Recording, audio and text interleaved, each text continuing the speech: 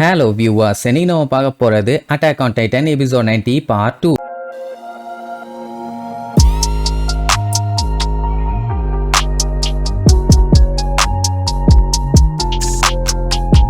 Open பண்ணா போன பாட்டுல சோல்ஜர்ஸ் எல்லாம் கஷ்டப்பட்டு ஏர்ஷிப்பை வச்சு அட்டாக் பண்ணி கடைசியில பீஸ்ட் டைட்டனை வச்சு அதுங்க எல்லாத்தையுமே காலி பண்ணிட்டானே. சோ எல்லாத்துக்குமே இப்ப நம்பிக்கை போச்சு, அவ்வளவுதான் நம்ம எல்லாருமே சாக போறோம்னு முடிவே பண்ணிட்டானுங்க. அப்ப அந்த குட்டி பொண்ணு அதோ பாருங்கன்னு மேல கை காட்டுவாள்ல, வேற யாரும் இல்ல நம்ம பயலுக்கு தான், சும்மா பறந்து வந்துட்டு இருக்கானுங்க. என்ன கம்ப்ளீட்டா புகை மண்டலமா இருக்குதா, இடி மின்னல் இருக்கிறதுனால அன்யா குப்பனால ஒழுங்கா ஓட்ட முடியல. ஆனாலும் அவன் இந்த டைம் பயங்கரமா மாஸ் காட்டுவான். அன்யா குப்பன் மட்டும் இல்லன்னா இவ்வளவு தூரம் வந்திருக்க மாட்டாங்க. சரி எல்லாம் ஜம்ப் பண்றதுக்கு ரெடி ஆகுங்கன்னு சொல்லுவான். அடே நீ இங்கே இருந்துக்க, நாங்க குதிச்சிடறோம், நீ எஸ்கேப் ஆயிருன்னு அவன்கிட்ட சொன்னா, ஃபவுண்டிங் டைட்டன்ட்ட போற வரைக்கும் நான் விடுறதா இல்ல, அதுக்கப்புறம் வேணா ஒரு எமர்ஜென்சி லேண்டிங் பண்ணிக்கிறேன், அப்பதான் கரெக்டா இருக்கும்னு சொல்லிட்டு இருக்கும் போது மிகாசோ அன்யாக்கு பண்ணு கத்துவா. என்னடான்னு பார்த்தா பீஸ்ட் டைட்டன் கண்டமினி கல்ல தூக்கி வீசி இருக்கும். ஜஸ்ட் மிஸ்ல எஸ்கேப் ஆயிருப்பாங்க. ஆனா அந்த கார்னர்ல டேக் ஆஃப் அண்ட் லேண்டிங் கண்டி ஒரு பேட் மாதிரி ஒண்ணு வச்சிருப்பாங்கல்ல, அது உடஞ்சு போயிடும். உள்ளே நம்மால கண்ணா பின்னான்னு செதறுவாங்க. யாரா அந்த வேலையை பார்த்ததுன்னு பார்த்தா நம்ம பீஸ்ட். டேய் மாங்கா மண்டையா, நீ இங்கதான் இருக்கியாடா, உன்னை சும்மா விட மாட்டேன்னு இருப்பான். அது என்னடான்னா மறுபடியுமே இவங்களை ஏம் வச்சு அட்டாக் பண்ண வரும். உடனே அர்மீன் இப்ப எல்லாத்துக்கிட்டையும் கொஞ்சம் வீரமா டயலாக் பேசுவான். உங்க மொத்த பவர்ஸையும் யூஸ் பண்ணுங்க, இன்னைக்கு எப்படியாச்சும் நம்ம ரம்பிளிங்க ஸ்டாப் பண்ணியே தீரணும்னு. சரின்ட்டு ஆனியா குப்புன்னு பாத்தீங்கன்னா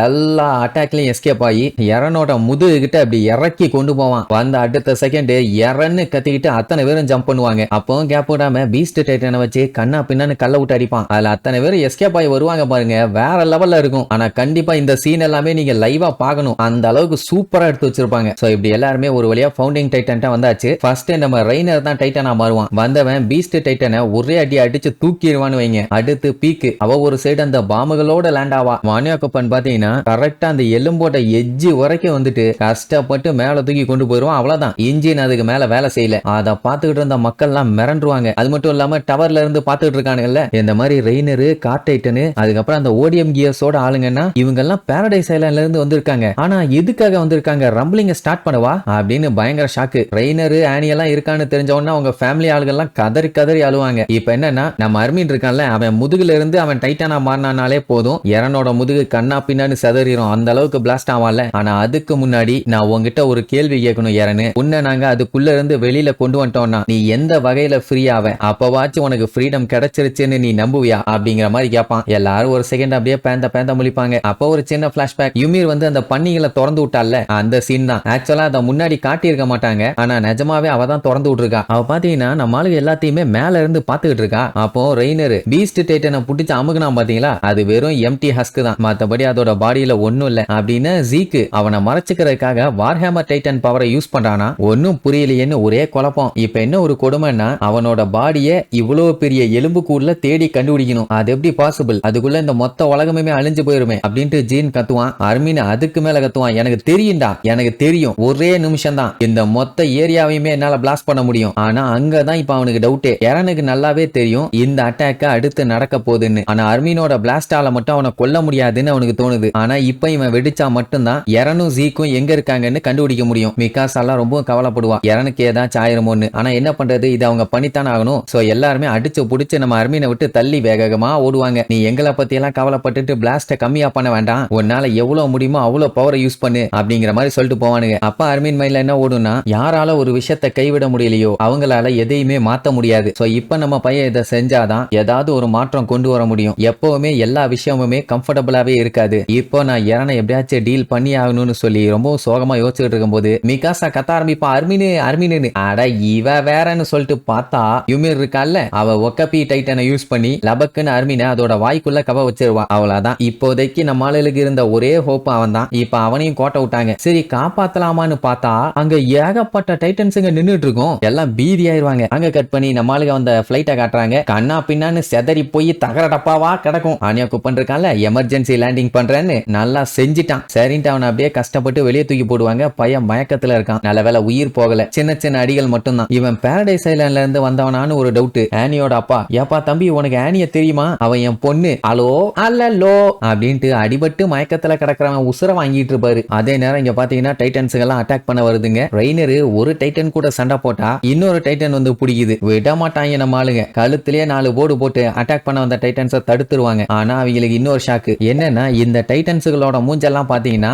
எதுவுமே வந்து பியூர் டைட்டன் மாதிரி இருக்காது. ஒன்னொன்னுமே ஒவ்வொரு மாதிரி வினோதமா இருக்கும். இப்ப இன்னொரு பஞ்சாயத்து, இவங்க கிட்ட தண்டர் ஸ்பியரும் கம்மியா தான் இருக்குது. அர்மின் உயிரோட இருக்கானான்னு கேட்டா அதுக்கு நிறைய பாசிபிள் இருக்கு. ஏன்னா அவனுக்கு அப்படி காயம் பட்டிருந்தா உடனே அவன் டைட்டனா மாதிரி இருப்பான். அப்போ அவனுக்கு ஒரு சின்ன ஸ்கிராட்ச் கூட ஆகாம அல்லேக்கா தூக்கி இருக்காங்க. கண்டிப்பா அவன் இறண்ட தான் வச்சிருப்பான். ஆனா அவங்கிட்ட போகணும்னா இங்க இருக்க டைட்டன்ஸுங்க எல்லாத்தையும் தாண்டி போகணும். நார்மல் டைட்டன் 1-2 வந்தாலே அதுங்களை காலி பண்றது அவ்வளவு கஷ்டம். இதுல இவ்வளவு டைட்டனுங்க. லெவி எல்லாம் பார்த்துட்டு நான்லாம் நல்ல கண்டிஷன்ல இருந்தாலே இந்த மாதிரி ஒரு சண்டைக்குள்ள போக கூடாதுன்னு நினைப்பேன். இப்ப இருக்க கண்டிஷனுக்கு என்ன நடக்க போதோ தெரியல. ஆனா இறங்கி தான் ஆகணும்னு சொல்லிட்டு இருப்பான். அப்ப மிகாசாவை பார்த்தா செம வெறியில இருப்பான். வேண்டாம் மிகாசா வேண்டாம், வெறிய அடக்கு. நான் என்ன ஒரு பெயிட் அங்க காமிச்சுக்கிறேன். சோ என்ன ஃபாலோ பண்ணிட்டு வருங்க, நீ அதுக்கு எல்லாத்தையுமே பொழந்துகிட்டுமா. அப்ப பீக் இருந்துட்டு நீங்க அப்படியெல்லாம் பண்ணாலும் வேலைக்கு ஆகாது கேப்டன், இது என்ன ஏதுன்னு நான் கண்டுபிடிச்சிட்டேன் அப்படின்ட்டு அவ ஒரு குண்டை தூக்கி போடுவா. வேற ஒண்ணும் இல்ல, இங்க இருக்கிறதுங்க எல்லாமே பாஸ்ட் ஜெனரேஷன்ல இருந்திருப்பாங்கல்ல, அந்த 9 டைட்டன்ஸுங்க. அதாவது 2000 வருஷமா அந்த 9 டைட்டன்ஸும் ஒவ்வொருத்தட்டையும் மாறி மாறி மாறி மாறி வந்திருக்கும்ல, அந்த எல்லா டைட்டன் மாடலும் இப்ப வந்து இருக்குதுங்க. ஆனா என்ன,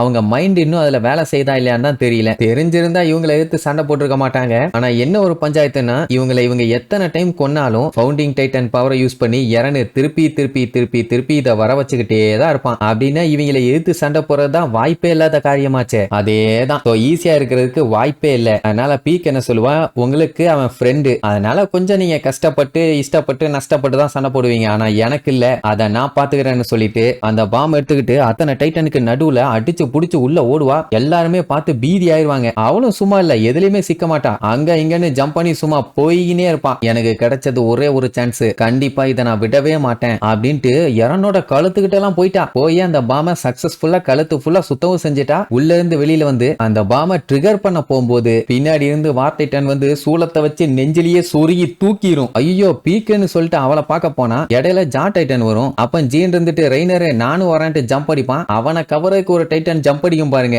நல்ல வேலை ஜஸ்ட் மிஸ், லெவி வந்து காப்பாத்திடுவான். இல்லன்னா நம்ம பயலுக்கு சம்போ சிவ சம்போ தான். சரி இப்போதைக்கு இவங்களோட ஒரே டார்கெட் அர்மினை எப்படியாச்சும் காப்பாத்தி ஆகணும். ஏன்னா அவனை வச்சு மட்டும் தான் எரனோட மொத்த பாடியுமே காலி பண்ணி எரனும் ஜீக்கும் எங்க இருக்கான்னு கண்டுபிடிக்க முடியும். இல்லாட்டி இவ்வளவு கஷ்டப்பட்டு இங்க தேவையில்லாம சண்டை போட்டு செத்து தான் போவோம். எதா இருந்தாலும் யோசிச்சு பண்ணுங்கன்னு திட்டிட்டு இருப்பான். இங்க டவர்ல இருந்து பாத்துக்கிட்டு இருக்கவங்க எல்லாம் பாரடைஸ் ஐலாண்ட சேர்ந்தவங்க எல்லாருமே அந்த அட்டாக் டைட்டனோட சண்டை போட்டுட்டு இருக்காங்க. ஆனா என்னதான் சண்டை போட்டாலும் அது வர்ற வேகம் கொஞ்சம் கூட குறைஞ்ச மாதிரி இல்ல. அதுவும் கரெக்டா அது இங்கதான் வருது. நம்ம அதுக்காண்டி அதை உட்கார்ந்து வேடிக்கை பார்த்துக்கிட்டு இருக்க முடியாது. எல்லா யூனிட்ஸும் கேனான ரெடி பண்ணுங்க, இன்னைக்கு சம்பவம் பண்றோம் அப்படிங்கும்போது கேட்க நல்லா தான் சார் இருக்குது. ஆனா நம்ம ஐட்டங்கள் எல்லாத்தையுமே ஏர்ஷிப்ல வச்சு அனுப்பி விட்டுட்டோம். அதிகபட்சம் நம்ம கிட்ட இருக்குது 3 கேனான் மட்டும்தான். ஓகேவான்னு கேட்டா, ஏண்டா இப்ப இருக்க நிலைமைக்கு கடலை பருப்பி சாப்பிட்டு உட்கார்ந்து வேடிக்கையாடா பார்க்க முடியும். அங்க பாரு, அவங்களால முடியுமான்னு தெரியல. இருந்தாலுமே அங்க கஷ்டப்பட்டு உசுர கொடுத்து சண்டையை போட்டுக்கிட்டு இருக்காங்க. அதுவும் இவ்வளவு பெரிய எனிமியை எதிர்த்து. சோ நம்மளால முடிஞ்ச எல்லாத்தையுமே நம்ம பண்ணணும் பாரு. அதே நேரம் இங்க பாத்தீங்கன்னா சண்டை தாறுமாறா போயிட்டு இருக்குது. லெவி எல்லாம் ரொம்ப பாவங்க, அவனுக்கே விரல் இல்ல,